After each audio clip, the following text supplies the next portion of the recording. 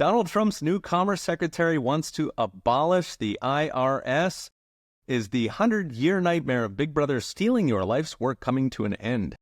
In an interview with Jesse Waters, freshly minted Secretary of Commerce Harold Lutnick announced, quote, Donald Trump's goal is very simple: abolish the IRS and let outsiders pay, as in replace the IRS with tariffs.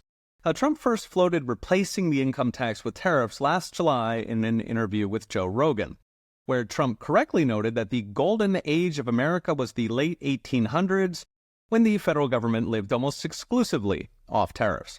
Indeed, before the IRS, the American economy grew close to 4% per year, more than double what it does today. 4% means children are 3 times richer than their parents, so if you make 50, your kids will make 150, their kids will make $500,000. It's almost hard to imagine after a century of Leviathan bleeding us dry. The extra wealth comes partly from keeping more of your money so you can invest it, but mostly by incentivizing more work and more entrepreneurship. In recent videos, I've mentioned the benefits of abolishing the income tax, which is most of what the IRS does. Between lower taxes and more economic growth, you get something like a 40% increase in household income.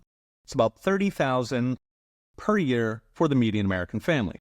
So $2,500 per month, that's what you pay for the IRS.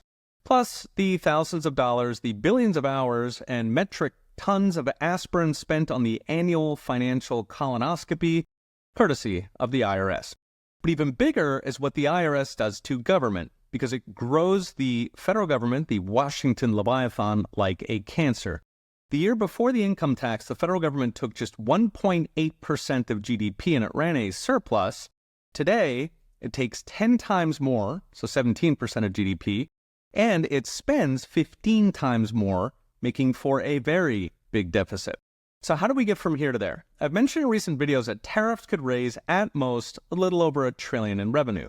The income tax, meanwhile, costs about $2.5 trillion. So that leaves about $1.25 trillion hole. Now, for perspective, they raised spending $2.5 trillion since COVID.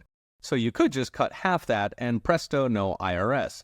But it could be even easier. The biggest surprise of DOGE is there's a whole lot more waste and fraud than we thought.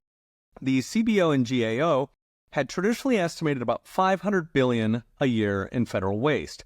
With DOGE, we're seeing it's probably closer to $1 trillion or more.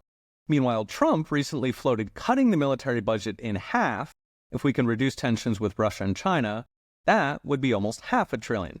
Now, that may or may not happen, but the point is that there is so much federal fat that $1 trillion plus cut probably wouldn't make a dent in the things Americans actually want. So what's next? Brought to you by Unchained.com. The IRS keeps us poor. It feeds the crony billionaires, the activist industrial complex, and endless wars. It's a permanent big brother that terrorizes the people the federal government is supposed to help. And yes, we will still have roads. Okay, we'll be watching. See you next time.